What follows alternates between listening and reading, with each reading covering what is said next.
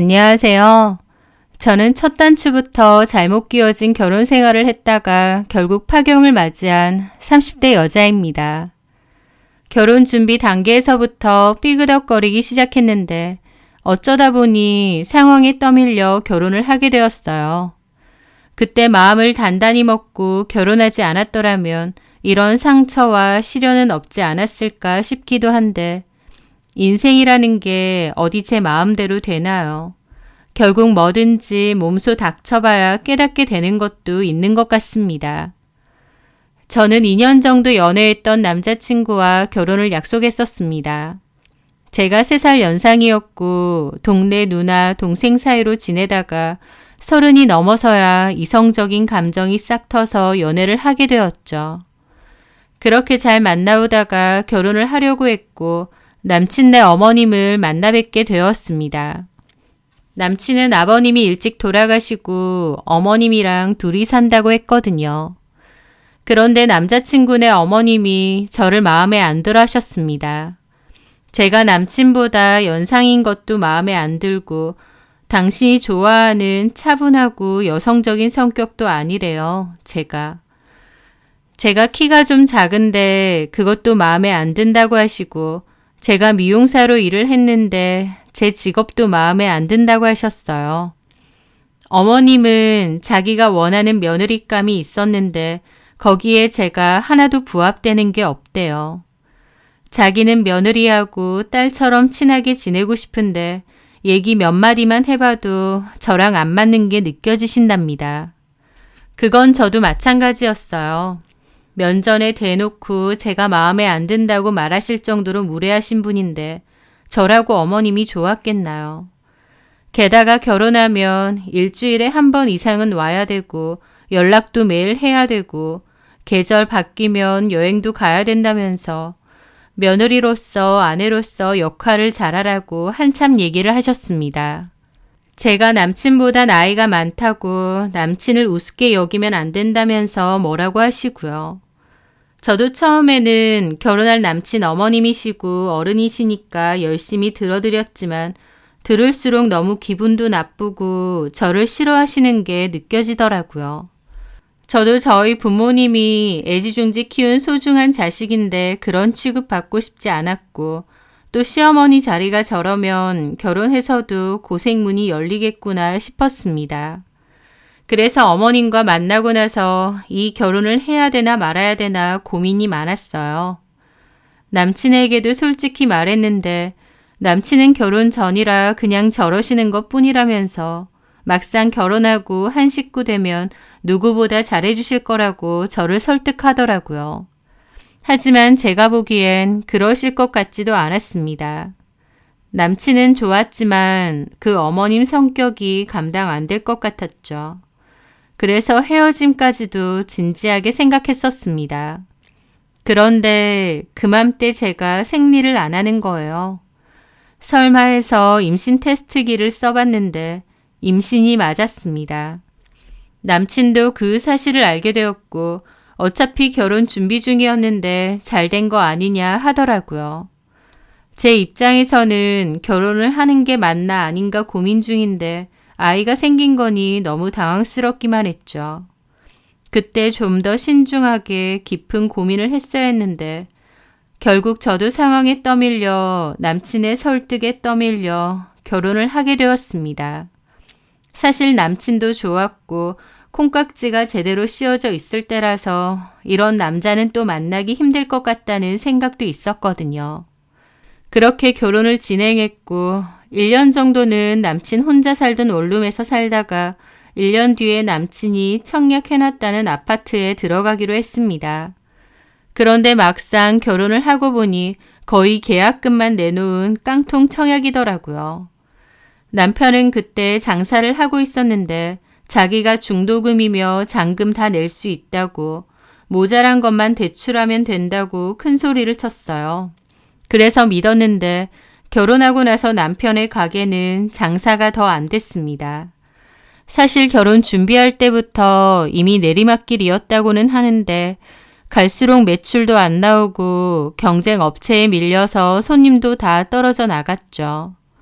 남편은 저보고 미용실에서 일을 오래 했는데 돈 좀 모아둔 거 없느냐고 하는데 저도 그나마 모아둔 건 저희 부모님이 갖고 있던 대출 갚아드렸고 나머지는 결혼할 때 결혼 비용으로 다 썼거든요.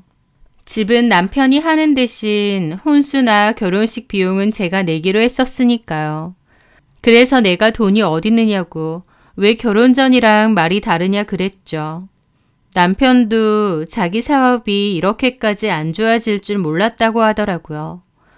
뱃속의 아이는 점차 커가는데 뭘 어떻게 해야 하나. 대출을 더 내기에는 남편이 이미 갖고 있던 대출도 꽤 돼서 이래저래 문제가 많았죠. 그러다가 결국은 혼자 사시는 시어머니의 집을 정리하자는 얘기가 나왔어요. 남편 한다는 말이 어머님 혼자 사는 집을 팔고 그 돈으로 중도금이랑 잔금을 치르재요.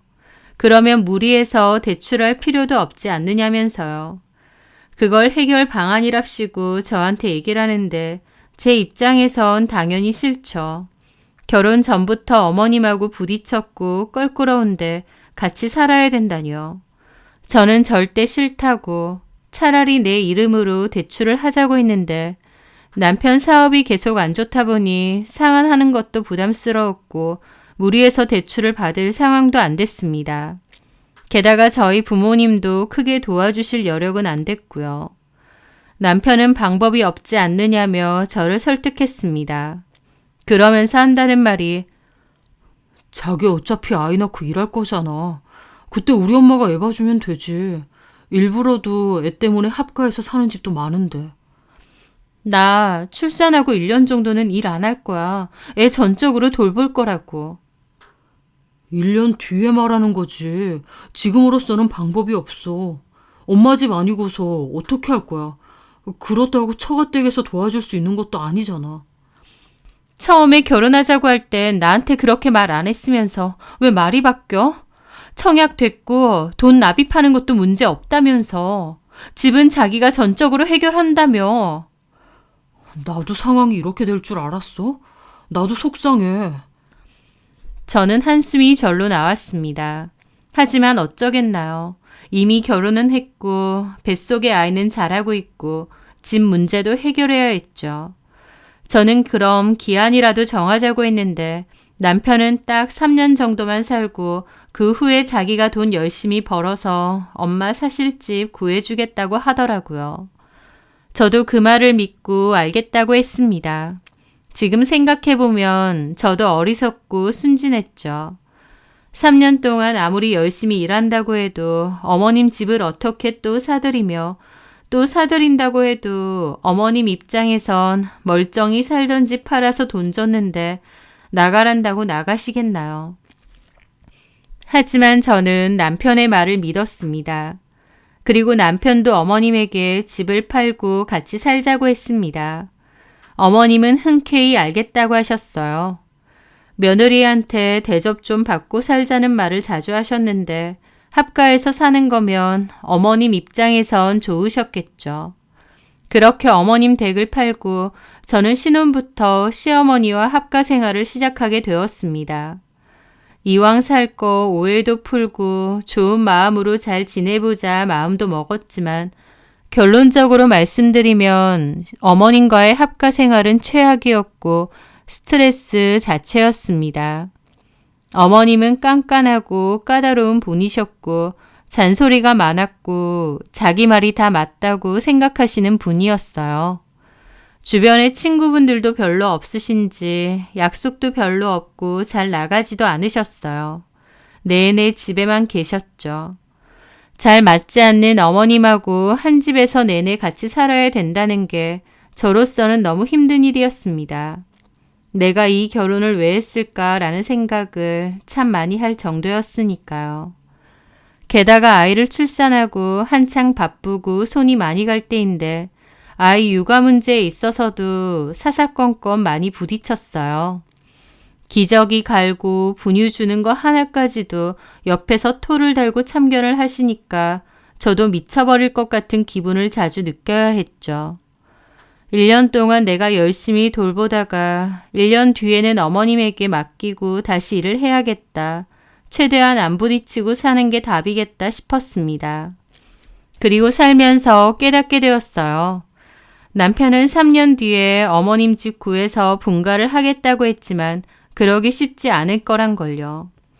남편은 본인 가게를 다시 살려보려고 노력했지만 결국 폐업수순을 밟게 되었습니다.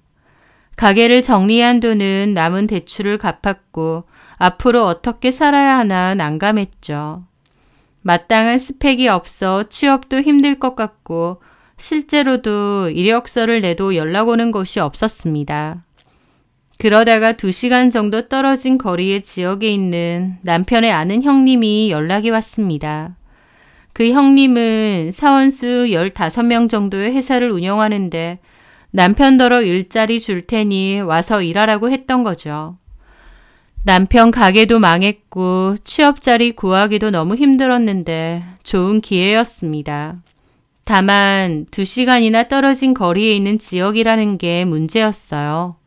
저희 집을 팔고 따라가는 것도 어려웠습니다. 살고 있는 신축 아파트가 전매 제한이 있어서 3년 동안은 팔 수도 없었거든요. 저는 미용사라는 직업이 비교적 이동이 쉬운 직장이라서 따라갈 수 있었는데 집을 팔 수가 없으니 따라갈 수가 없었던 거죠. 그래서 결론적으로는 남편은 회사 근처에 작은 원룸 전세를 하나 구해서 혼자 살기로 했고 저희는 주말 부부를 하게 되었습니다. 저는 남편도 없이 시어머니랑만 같이 살게 되었어요. 너무 황당하고 기막힌 상황이 된 거죠. 생각지도 못한 주말 부부로 살게 되었고 거기다가 애 키우면서 시어머니랑은 같이 살아야 되다 보니 처음에 남편이 주말 부부를 제안했을 때 펄쩍 뛰었습니다.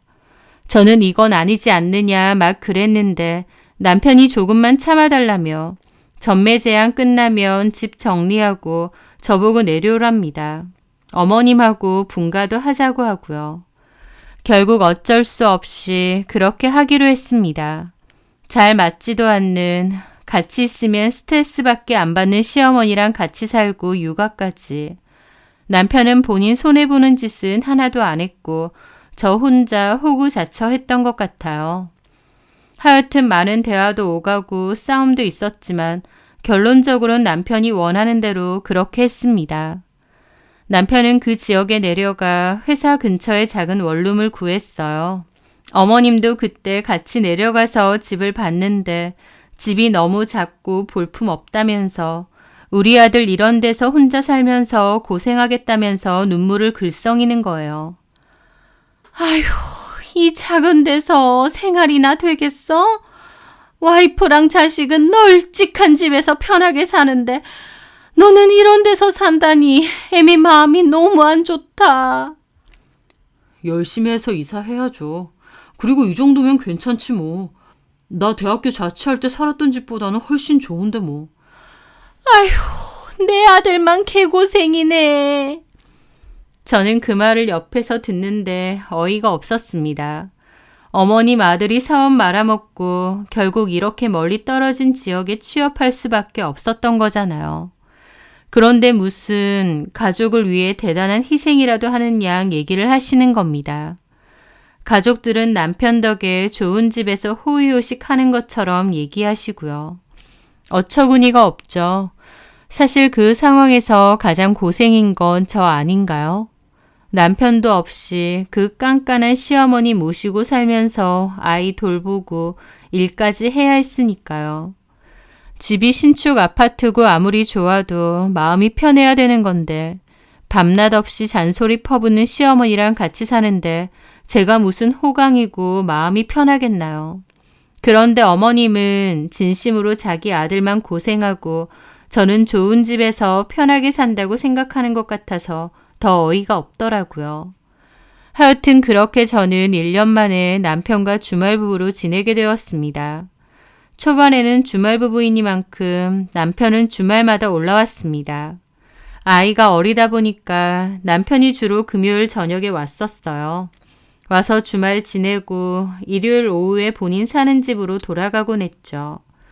그러다가 저도 아이 돌 지나고 나서는 일을 다시 시작했어요.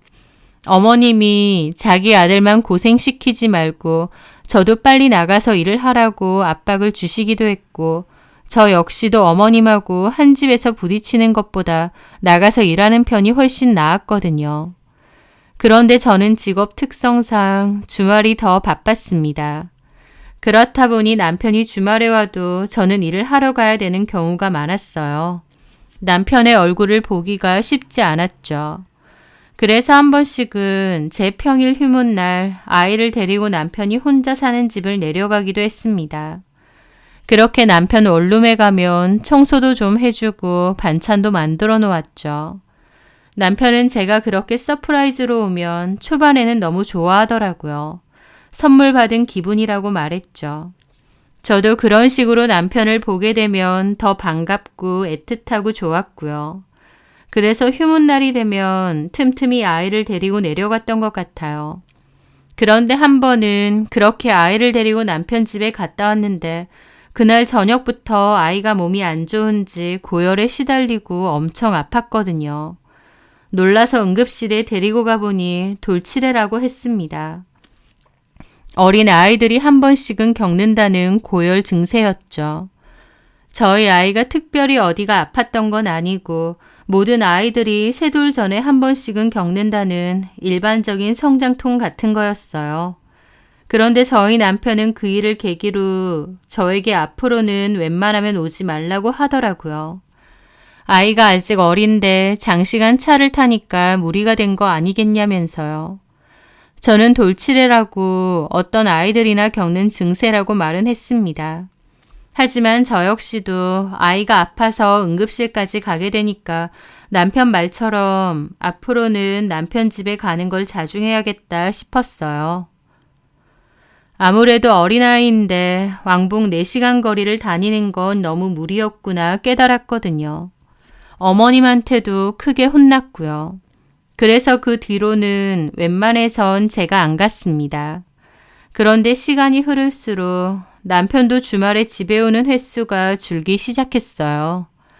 내려간 초반에는 거의 주말마다 왔다면 1년 지나고 2년 넘어가니까 한 달에 한 번 내지 2번도 올까 말까 더라고요. 그마저도 회사에 일이 있거나 몸이 안 좋으면 건너뛸 때도 많았고요. 남편에게 아이도 보고 싶어하고 어머님도 보고 싶어 하시니까 웬만하면 주말에는 신경 써서 와주라고 몇 번 얘기했는데 남편은 제 말에 오히려 짜증을 냈습니다. 아, 평일에 쎄 빠지게 일하고 금요일 저녁에 그렇게 오는 게 쉬운 줄 알아? 상황 봐가면서 오는 건데 그렇게 무작정 오라고 하지 마. 부담스러우니까. 오는 게 좀 힘들긴 해도 어머님도 계속 기다리시고. 엄마 핑계 대지 마. 엄마는 나 피곤하면 안 와도 된다고 했어. 우리 우석이 안 보고 싶어? 자주 못 보니까 볼 때마다 쑥쑥 큰다고 그랬잖아. 아, 애도 내 몸이 좀 덜 피곤해야 보고 싶지. 하여튼 내가 알아서 올 테니까 제발 나 좀 쪼우지 마. 내가 뭘 그렇게 쪼았다고 그래.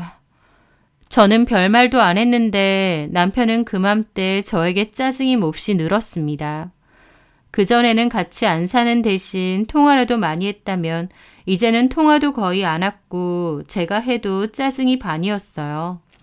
본인 말로는 회사 생활이 힘들고 일이 많아서 그렇다는데 하여튼 제가 느끼기에도 별거 아닌 걸로 화를 내고 짜증을 낼 때가 많아서 너무 힘들었죠.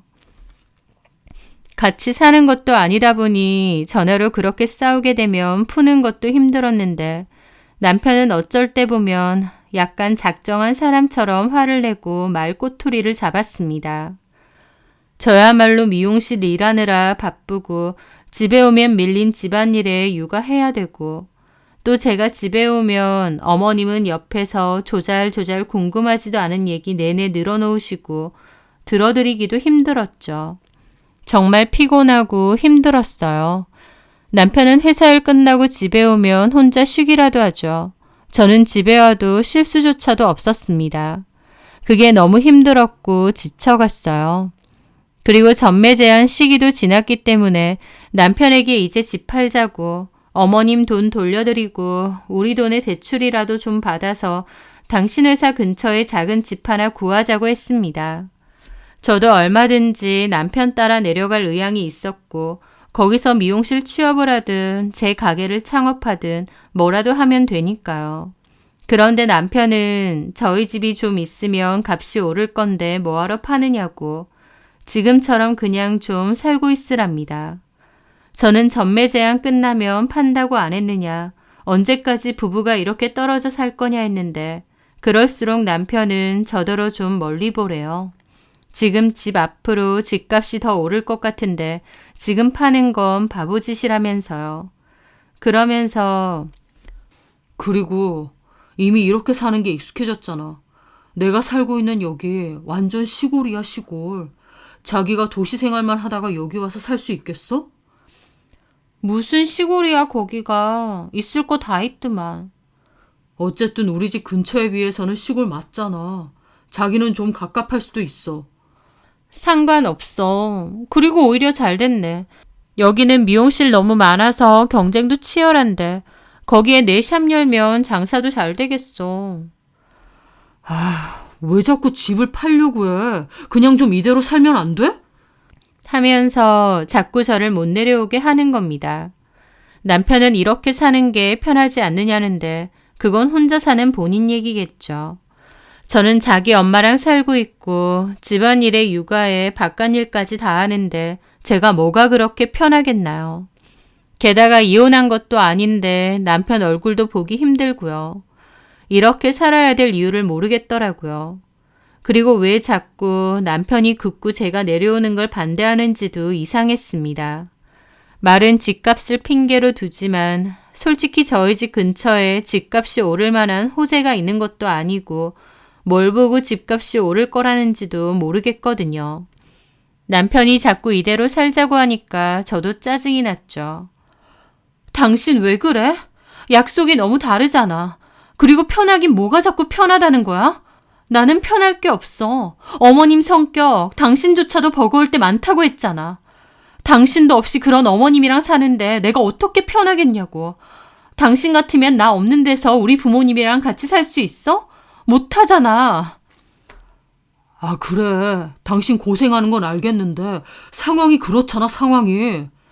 무슨 상황? 약속대로 이 집 팔고 어머님 집 구해드리고 나는 당신 있는 곳으로 내려가면 되는 건데. 그럼 엄마는 필요할 때 합가하자고 해놓고 이제 와서 따로 사셔라 팽하는 것밖에 더 돼? 어머님도 당신 계획에 수긍하셨던 거 아니야? 아니야. 실은 앞으로 계속 같이 살자고 했었어. 뭐라고? 그래서 만약 당신이 내려온다고 하면 엄마도 여기 따라 내려오실걸? 뭐? 어이가 없었습니다. 어머님도 동의하에 3년 정도만 같이 살다가 분가하자고 한 줄 알았는데 알고 보니 남편은 어머님에게 계속 합가해서 같이 살 거라고 했다는 거예요. 그래놓고 본인은 다른 지역 가버리고 저한테 모든 책임을 넘긴 거나 마찬가지죠. 저는 이건 아니다 싶었고 남편과 크게 싸웠습니다. 너무 화가 났고 그때 기분은 무슨 사기 결혼 당한 느낌까지 들었어요. 남편 본인도 자기 엄마 성격 장난 아니라서 감당 안 된다고 해놓고 그 엄마를 저한테 이렇게 떠넘기고 계속 이렇게 살자는 게 말이 되나요? 저는 남편의 행동이 너무 화가 났고 이렇게 사는 게 맞나 싶기까지 했습니다. 이혼까지 떠오를 정도로요. 그래서 남편에게 이 문제에 대해서 다시 얘기를 진지하게 해보자고 전화를 걸었는데 제 전화를 잘 받지도 않더라고요. 저는 너무 화가 났고 남편 얼굴을 직접 보고 얘기를 해야겠더라고요. 그래서 아이는 저희 부모님에게 맡기고 남편네 집에 혼자 내려갔습니다. 남편이 제 전화를 안 받았기 때문에 제가 간다는 얘기도 못했어요. 그래서 그냥 저 혼자서 남편 원룸 비밀번호 누르고 들어간 거죠. 그런데 그렇게 오랜만에 남편의 집에 방문한 저는 들어가자마자 이게 뭐야 라는 말이 절로 나왔습니다. 왜냐고요? 남편의 집에는 여자 것으로 보이는 물건들이 곳곳에 있었거든요. 남편이 혼자 쓰는 작은 소파에는 남편의 실내복과 더불어 여자의 파자마가 올려져 있었고 드라이기 옆에는 여자 고데기가 있었습니다. 간단한 화장품들까지도 같이 있었고요. 화장실에도 여성용 폼 클렌저와 화장 지우는 도구들, 머리 집게핀까지 있더라고요. 칫솔도 2개고요. 저는 그것들을 보는데 너무 큰 충격으로 넋이 나갔습니다. 여긴 누가 봐도 남자와 여자 둘이서 같이 사는 집이었어요. 그리고 그 전에 올 때는 남편과 저, 아이 이렇게 셋이서 찍은 사진 액자가 식탁 위에 올려져 있었거든요. 그런데 그것도 치워버렸더라고요. 남편에게 여자가 있었구나. 그 여자가 여기 같이 사는구나. 그 생각을 하니 다리에 힘이 풀렸습니다. 남편이 저보고 내려오지 말라고 긋고 말릴 때 뭔가가 있구나 싶긴 했는데 바람나서 같이 사는 여자가 있을 거라곤 생각도 못했어요. 남편이 그럴 위인이 못 된다고 생각했는데 완전한 제 착각이었습니다. 저는 넉나간 채로 앉아있다가 일어나서 여자의 것으로 보이는 물건들을 다 모으기 시작했어요. 그리고 그 앞에 앉아 멍하게 남편을 기다렸습니다. 너무 기가 막힌데 한편으론 아무 생각도 안 들어서 그냥 멍하게 몇 시간이고 앉아 있었던 것 같아요. 그러다가 해가 지고 나서 삑삑 소리와 함께 현관문이 열렸습니다. 남편과 어떤 여자가 막 웃고 떠들면서 손에는 장바구니를 들고 들어오더라고요. 같이 장을 본 것 같았죠. 그렇게 들어오다가 우두커니 서 있는 저를 보고 그 여자는 비명을 질렀고 남편은 놀라서 뒤로 나자빠지려고 하더라고요. 그들 눈에는 제가 사람이 아니라 저승사자처럼 보였겠죠. 저는 남편과 그 여자가 같이 있는 것을 두 눈으로 똑똑히 보고 눈이 뒤집혔습니다. 남편에게 달려가서 뺨을 풀스윙으로 때렸어요. 남편은 그 좁은 현관에서 제 손에 뺨을 맞고 신발장이 부딪히더라고요. 그런데 그 와중에도 그 여자더러 도망치라는 겁니다. 무슨 괴물이나 짐승 만난 것도 아니고 그 여자더러 다급하게 도망치라는데 어이가 없었죠. 그 여자도 놀라서 일단 주랭랑을 치더라고요. 저는 그 여자 잡을 생각도 못하고 울면서 남편을 잡아 뜯었습니다. 미쳤느냐고, 저 여자 뭐냐고, 저 여자랑 같이 사느냐고요. 울고불고 악을 썼고 남편은 일단 문 닫고 조용히 얘기하자고 하더라고요. 여기가 원룸 건물이라 방음이 안 되느니 어쩌느니 하면서요. 제가 지금 방음이고 뭐고 따지게 생겼나요? 남편은 바닥에 주저앉아서 우는 저를 질질 끌고 방 안으로 들어갔고 저는 그 상황이 너무 기가 막히고 열받아서 땅을 치고 울었어요. 남편은 한숨 푹푹 쉬면서 전자담배만 피고 있더라고요. 저는 한참을 울다가 남편에게 다시 따졌습니다. 어떻게 된 건지 자초지종 다 말해봐. 저 여자 뭐야? 같이 살아? 그래서 나더러 내려오지 말라고 했던 거야? 제 말에 남편은 한숨을 막 쉬더라고요. 그러면서 왜 말도 안 하고 이렇게 내려와? 그게 지금 할 말이니? 왜? 내가 말했으면 어쩌게? 전현짐 싹 갖다 버리게? 너 언제부터 이랬어? 너네 엄마 나한테 맡겨놓고 너는 여기서 여자랑 뒹굴고 있었니? 아, 진정 좀 하고. 너 같으면 진정하겠어? 빨리 얘기 안 해? 언제부터야? 전현 뭔데? 어디서 만난 년인데? 제가 당장 얘기하라고 미친 듯이 닥달을 하는데 남편 입에서 나온다는 소리가 너한테 미안하게 됐다. 나도 이런지 진짜 쓰레기 짓이라는 거 다 알아. 아는데 어쩌다 보니 상황이 이렇게 됐네. 너도 이런 꼴까지 봤는데 나랑 더 못 살 거고 우리 이쯤에서 그만 살자. 뭐? 그만 살아? 너한테 실망만 줘서 미안해.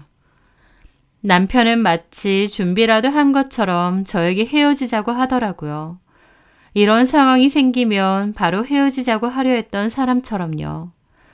저는 우리 아이는 안 보이냐고 했고 남편 하는 말은 더 충격이었습니다.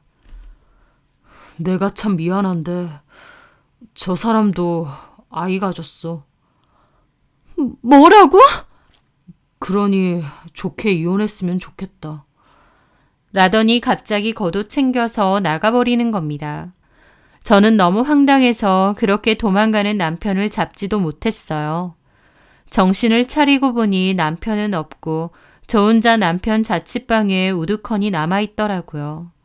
이게 다 뭔가 싶고 저는 넋나간 사람처럼 다시 집으로 돌아왔습니다. 집으로 오는 내내 머릿속은 새하얗게 변하고 아무 생각도 안 났어요. 이게 나한테 일어난 일이 맞나? 어디서부터 잘못된 거지? 그 생각만 했던 것 같아요. 그렇게 집으로 돌아왔는데 어머님은 제가 들어오자마자 애는 어쨌느냐고 소리부터 치시더라고요. 저는 친정 부모님 봐주신다고 겨우 얘기하고 머리가 너무 아파서 방에 들어가려는데 본인 밥 안 먹었다고 밥부터 차리래요.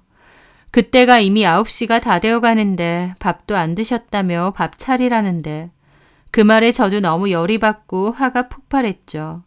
지금 시간이 몇 시인데 밥도 안 드시냐고 악을 질렀고 어머님은 갑자기 급발진하는 저를 보고 미쳤느냐고 하셨어요. 네, 저 미쳤습니다. 저 지금 어디 갔다 오는 줄 아세요? 오진태, 어머님 아들 집 갔다 오는 길이에요. 그런데 오진택이 거기서 여자랑 살고 있던데요? 뭐? 여자? 네, 여자랑 동거하고 있다고요. 그 여자가 심지어 임신까지 했대요. 어머니, 제가 지금 제정신이겠어요? 그런데 저한테 지금 밥 차리라고요. 제가 어머님 밥 차려드리게 생겼냐고요. 저는 울면서 악을 지르고 방으로 들어갔습니다. 입 밖으로 소리를 지르니 그제야 모든 상황이 피부로 와닿으면서 미치겠더라고요. 주말 부부로 지내면서 제 나름대로 남편의 약속을 기다리고 헌신하며 살았다고 생각했는데 그 끝은 이렇게 더러운 배신이었습니다. 제가 여기서 일하고 애 키우고 시어머니랑 같이 부대끼며 살 동안 지는 거기서 여자랑 같이 살고 신혼부부 놀이하면서 희희낙낙 살았다 생각하니 속이 뒤집어지더라고요. 그날 미칠 것 같은 기분으로 잠을 못 이뤘는데 다음날 새벽이 되자마자 어머님이 나가시는 소리가 들렸어요. 아마 첫차 타고 남편한테 가시는 게 아닌가 싶었습니다. 그래도 시어머니라고 자기 아들 나무라고 정신 차리라고 뭐라고 하시러 가시는 걸까 생각했어요. 하지만 그건 저의 완벽한 착각이었습니다. 어머님은 그날은 오지 않고 다음날에 오셨습니다. 저는 퇴근하고 집에 와서 아이 씻기고 재우고 있는데 어머님이 들어오시는 소리가 들리더라고요. 그렇게 나가보니 어머님이 저한테 얘기 좀 하자고 했습니다. 그렇게 어머님과 마주 앉았는데 저는 솔직히 어머님이 저에게 조금은 미안해하실 줄 알았습니다. 아들이 바람핀 거고 딴 살림까지 차린 거니까 며느리인 저에게 조금은 미안한 마음이 있을 거라고요. 그런데 어머님 대뜸 저한테 한다는 말이 너 경택이랑 많이 싸웠다며 그동안. 그러시는 겁니다. 네? 경택이가 그러던데 원래 너랑 삐그덕거리고 사이 안 좋았다고. 사이 안 좋은 지 꽤 됐다고 말이다. 그렇게 말해요? 그래. 네가 내려간 바로 그 전날에도 30분이나 통화하면서 싸웠다며. 너도 막 소리 지르고 그랬다며. 이 집 전매 제한 끝나면 팔고 내려와서 같이 살자고 해놓고 이제 와서 딴소리 했으니까요. 근데 그게 알고 보니 그년이랑 살려고 그렇게 한 거였잖아요. 내가 물어보니까 경택이 말로는 꼭 그 여자 아니더라도 너랑은 더 못 살겠다 싶었대. 애저녁에 너랑 이혼해야겠다는 마음이 있었댄다. 어머님 그게 말이에요? 이제 와서 두 집 살림한 거 저한테 들키니까 하는 소리잖아요. 그리고 정말 그랬다며 저한테 이혼하자고 하고 깨끗이 이혼하고 그리고 그 여자 만나든지 말든지 했어야죠. 이게 무슨 개소리냐고요. 개소리?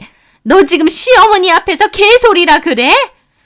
어머님이 제 심정 대보세요. 더한 소리 할 수도 있어요. 아휴 정말. 이렇게 억세니까 진태기가 질려한다. 너 남자 너무 질리게 하지 마. 내가 이래서 너 마음에 안 들었던 거야. 나이도 많은데다 성격도 억세 보이고. 어머니, 제가 진짜 억셌으면 어머님이랑 애초에 같이 살지도 않았어요. 나랑 사는 게 뭐니 희생이라도 되니? 하는데 저는 정말 어머님이고 뭐고 속이 뒤집어지더라고요. 그래서 하고 싶은 말이 뭔데요? 너도 그 꼴까지 봤는데 어떻게 계속 살아? 그냥 이혼하는 게 맞지 않냐 그 말이지. 어머니, 바람난 아들한테 뭐라고 하는 게 아니라 저더러 그냥 이혼해 주라고요. 제가 왜요? 내가 보니까 그쪽이 인연이야, 우리 경택이랑은. 네? 둘이 잘 어울리고 나이도 경택이보다 8살이나 어리댄다. 인물도 좋고 성격도 순해배고 싹싹하니 여성스럽고 그렇더라. 그 여자 만나셨어요? 그래. 어머님 진짜 너무하시네요. 5년 가까이 어머님 모시고 산 건 저예요. 그런데 저는 나가라고 하시고 그 여자는 마음에 드세요? 어머님은 최소한의 의리도 없으세요? 너 아무리 화가 나도 할 말 못할 말 구별은 좀 해라. 어머님이야말로요. 저한테 이혼해달라고요. 싫어요. 절대 싫어요. 누구 맘대로요. 남자 마음 떠났는데 붙잡고 산다고 별 뾰족한 수 있니? 그럼 마음 떠났다고 하면 덥석 이혼해줘야 하나요? 그게 부부인가요? 아이고, 한마디도 안 지지. 내가 이래서. 저도 어머님 좋아서 같이 산 거 아니에요. 뭐가 어째? 어머님과 제가 고성이 오가자 자던 아이가 깼고 저는 방으로 들어가 아이를 안고 달랬습니다. 눈물이 하염없이 흘렀죠. 잠에서 깬 아이가 왜 우냐고 하는데 대답도 못하고 계속 울었습니다. 다음 날부터 어머님하고는 한마디도 안 했어요. 집안일도 더 이상 안 했습니다.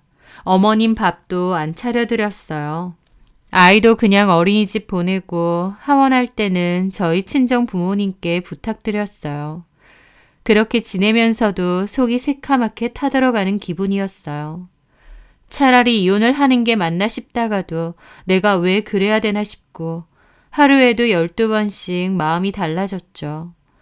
저는 설령 이혼은 안 해도 상간소송은 할 거라고 남편에게 카톡 보냈습니다.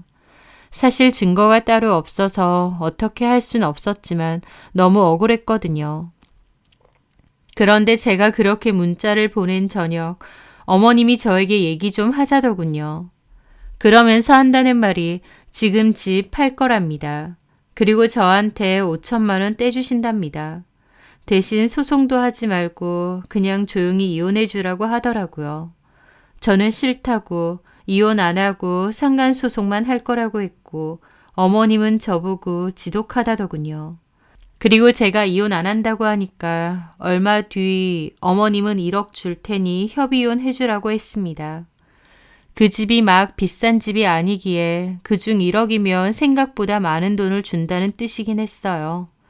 그리고 어머님은 저보고 혼인기간 다 해봤자 5년도 안 되지 않느냐고 우리가 1억이나 준다는 건 정말 많이 주는 거라고 생색을 내는데 어이가 없어서 필요 없고 이혼 안 한다고 했습니다.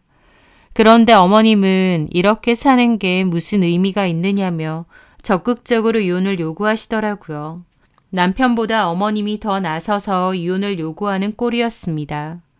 남편의 부탁이 있었을 거고 그 상간녀도 임신을 하고 있으니 빨리 저를 정리하고 싶었던 것 같아요. 어머님은 자꾸 저를 설득하면서 이혼해달라고 하는데 남편이랑 이혼하는 건지 어머님이랑 이혼하는 건지 헷갈릴 지경이었죠. 저는 어머님에게 참 너무하신다며 그래도 같이 산 정이 있는데 저한테 이렇게 이혼 요구하고 싶으시냐고 했습니다. 아무리 팔은 안으로 굽는다지만 너무한 거 아니냐고요. 그런데 어머님이 그러더군요. 뭐 이렇게 된 마당에 솔직히 얘기하자. 너도 나랑 사는 거 좋지 않았겠지만 나도 그래. 결혼 초반부터 누누이 말했지만 나는 너 별로 마음에 안 들었다. 뭐가 그렇게 마음에 안 드셨냐 하면 상세하게 말은 못하지만 사람과 사람 사이에 느낌이라는 게 있어. 나는 너랑 별로 안 맞고 결국은 이렇게 될 거라고 짐작했던 것 같다. 결국 가족 인연이 아니었던 거지. 그 가족 인연 어머님 아들이 바람 펴서 끊지 않았나요? 하려다가 그냥 말았습니다. 어머님이랑 길게 말하고 싶지도 않았거든요. 하여튼 우리 아들도 잘못한 거 맞고 너한테 당연히 미안한 것도 있어. 그래서 우리가 1억이나 주면서 부탁하는 거잖아. 혼인기간이 길지도 않은데 이 정도면 너 손해보는 거 아니다. 어머님도 솔직하게 말하신다고 하니까 저도 한번 물어볼게요. 그 여자는 그렇게 마음에 드세요? 그 말에 어머님은 헛기침을 하시더군요. 그러더니 그래. 뭐가 그렇게 마음에 드세요? 애 딸린 유부남이랑 놀아나서 살림 차린 여잔데 그런 여자가 제정신이에요? 진택 씨보다 어린 나이? 예쁘장한 얼굴? 그게 그렇게 중요한가요? 나는 느낌을 중요시 여기는 사람이야. 솔직히 해도 네 말 맞다나. 애 있는 유부남 꼬드긴 거면 잘한 거 아닌데 그래도 우리 진택이가 워낙 좋아하고 나도 나쁘지 않다. 그 여자는 며느리감으로 마음에 든다 그거세요? 어머님의 그 느낌이라는 게? 그래. 어이가 없어서 헛웃음만 나더라고요. 어찌됐든 어머님은 제가 어머님이랑 같이 살고 고생했고 이런 것보다 본인 마음에 드는 새 며느리랑 같이 살고 싶은 마음이 더 컸던 겁니다. 그럼 이 집 팔고 저 1억 주고 이혼하고 그리고 어머님은 내려가실 거예요? 그럴 생각이다. 집 한 돈으로 거기서 집 하나 구해서 진택이랑 같이 살아야지. 그 여자도 그렇게 한대요? 당연한 거 아니야? 진택이가 말했겠지. 저는 정말 씁쓸한 기분이었습니다. 나하고 저희 아이만 빠져주면 된다 그 말이었으니까요. 하지만 저도 너무 지치고 진절머리 나서 그냥 1억 받고 끝내는 게 낫지 않나 싶었어요. 저는 생각해 보겠다고 했습니다. 그리고 다음날 출근을 했는데 갑자기 너무 열이 뻗치고 참을 수가 없는 거예요. 막 꾹꾹 눌러왔던 게 터지는 기분이요. 그래서 저는 충동적으로 남편 회사를 찾아갔습니다. 그 사이에 제가 알아본 바로는 그 여자는 남편 회사에 같이 다니는 여자였거든요. 그렇게 회사를 찾아갔는데 공교롭게 회사 입구에서 그 여자와 마주쳤습니다. 그 여자도 제가 회사로 쳐들어가려는 걸 보고 몹시 놀랐죠. 저는 얘기 좀 하자고 했어요. 그 여자도 회사에서 개망신 당하긴 싫었는지 잔말 않고 따라오더라고요. 그렇게 근처 카페에 가서 마주 앉았습니다. 그 여자가 너무 어려 보였고 또 인상은 순해 보였어요. 이런 순진하게 생긴 여자가 정말 내 남편이랑 놀아난 여자라고 생각하니 기분이 이상하더라고요. 임신 몇 개월이에요? 4개월 정도요. 그 여자는 제가 해코지라도 할 것 같았는지 자기 배를 감싸더라고요. 나이도 8살이나 어리던데 유부남이랑 만나고 그러는 거 부모님도 아세요? 그 여자는 제 말에 아무 말도 하지 않았습니다. 이런 말 다 필요 없고 그냥 그쪽 면상 제대로 보려고 왔어요. 남한테 눈물 흘리게 하면 본인 눈에는 피눈물 난다는 거 명심하고 사세요. 그 여자는 여전히 아무 말도 안 했습니다. 찾아오기 전까진 이 여자 머리채라도 잡겠다는 마음이었는데 막상 마주하고 나니 아무 생각 안 들고 그저 이 상황이 피곤하기만 하더라고요. 갑자기 엄청 지치는 겁니다. 내가 이 여자한테 뭐라고 하는 게 이제 와서 무슨 소용이겠나 싶고요. 저는 깊은 한숨과 함께 가려다가 한마디 했습니다. 우리 어머님, 아니 오진택 엄마, 성격 장난 아니거든? 맞추고 살려면 너도 꽤나 고생하겠다. 그리고 일어나려는데 그 여자가 그러는 겁니다. 제가 왜 맞춰요? 뭐? 같이 안 살 건데 제가 왜 맞추냐고요. 그게 뭔 소리야? 우리 집 팔고 여기서 아파트 구한다는데? 거기서 다 같이 산다며. 근데 그 여자는 순한 얼굴로 어정쩡하게 웃으면서 그러는 겁니다. 저 진택 오빠 어머님하고 같이 살 생각 없어요. 제가 미치지 않고서야 뭐하러 시어머니랑 합가를 하나요? 고생문 뻔한데. 네가 안 산다고 해도 오진택이 오빠가 먼저 그럴 일 없다고 했는데요. 그리고 저도 만약 그렇게 되면 안 참을 거예요. 집 한 돈은 받아도 같이 살 생각 전혀 없는데. 그러는 겁니다. 저는 황당해서 뭐라 더 말을 하려다가 입을 다물었습니다. 제가 여기서 뭐 하러 시어머니를 위해 이 여자한테 따지고 들겠나요? 저는 알아서 하라고 하고 그냥 자리를 떴어요. 그러면서 다시 올라오며 생각하는데 시어머니는 무조건 합가하는 줄 알던데 시어머니 혼자 김칫국 마셨구나 싶더라고요. 정작 아들과 상간녀는 시어머니 돈만 빼먹고 같이 살 생각 전혀 없는 것 같은데 말이죠. 그 생각하니 어이없기도 하고 고소하기도 하고 또 제 앞에서 당차게 합가 안 한다는 걸 보니까 군소리 없이 한간 제가 떠올라서 씁쓸하기도 하고 하여튼 많은 감정이 들었죠. 그 후 저는 1억 받고 이혼에 협의를 했습니다. 아이도 제가 키우기로 했고 따로 협의할 부분이 없었기에 한 달의 숙려 기간만 끝내고 바로 끝을 냈어요. 그 이혼 과정이 참 허무하고 이러려고 결혼 생활 내내 참고 버텼나 싶더라고요. 저는 이혼 과정에서 받은 1억은 통장에 잘 넣어두고 친정 부모님 댁에서 지냈습니다. 여전히 일하면서 아이 키우고 그렇게 지냈죠. 그런데 이혼하고 두어 달 뒤 전 시모로부터 전화가 온 거예요. 받지 말까 하다가 뭘까 싶어서 받았는데 전 시모가 화난 목소리로 그러더군요. 나다! 네, 그런데요. 너 진택이랑 그 여자 다니는 회사 이름이랑 위치 좀 나한테 보내다오. 네? 내가 이름은 예전에 들었는데 기억이 안 나고 위치도 정확히 어딘지 몰라서 그래. 그러면서 묻지도 않는데 본인 얘기를 하시는 겁니다. 이것들이 집 한 돈 달라고 거기서 새 아파트 구할 거라고 해서 줬더니 돈만 받고 잠수를 탔다. 잠수요? 그래 놓고 진택이 원래 살던 그 거지 같은 원룸에 나더러 살래. 이것들이 정말 그 망할년이 진택이 꼬드겨서 나랑 못 살겠다고 한 모양인데 그년도 가만 안 둘 거고 아들 새끼도 가만 안 둬. 거기 어디냐? 그 여자가 절대 합가 안 할 거라고 했던 말이 다시 떠오르더라고요.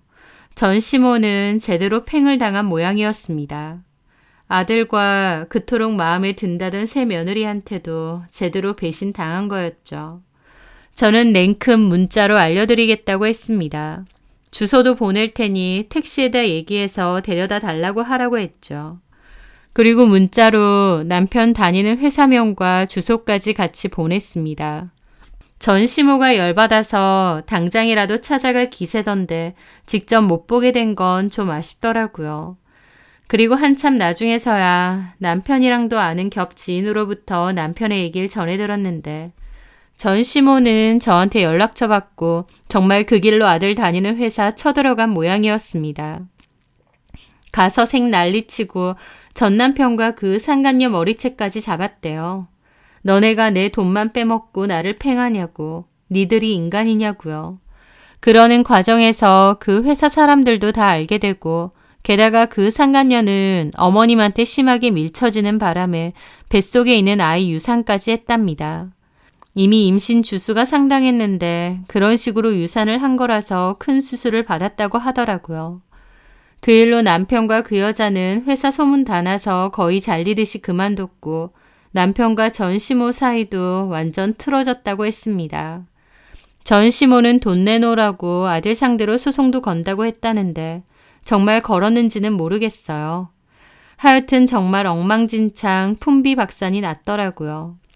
그 얘기를 전해 듣는 저는 가장 먼저 든 생각이 시어머니가 결혼하고 처음으로 나한테 도움되는 행동을 하셨네 였습니다. 물론 저를 위해서 그런 건 아니고 본인이 배신당해서 그런 거지만 어쨌든 저는 손 안 대고 복수하고 코푼 격이었으니까요. 남편이나 어머님이나 누가 모자 사이 아니랄까봐 똑같은 것 같아요.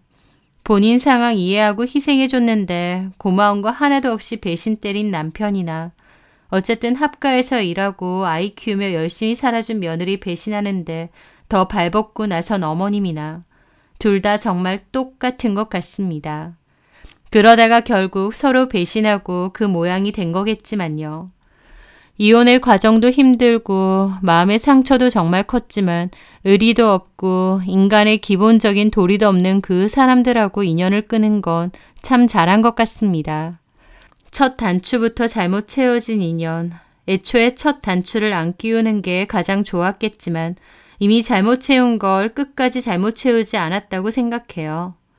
지금은 중간에서부터 풀고 처음부터 다시 제대로 채우는 단계가 아닌가 싶습니다. 당장은 재혼 생각 눈꼽만치도 없지만 나중에 아이가 좀 크고 나서 그런 생각이 든다면 다른 건 몰라도 의리가 있고 남 배신하지 않는 그런 사람과 만나고 싶네요. 제 사연 들어주셔서 감사합니다.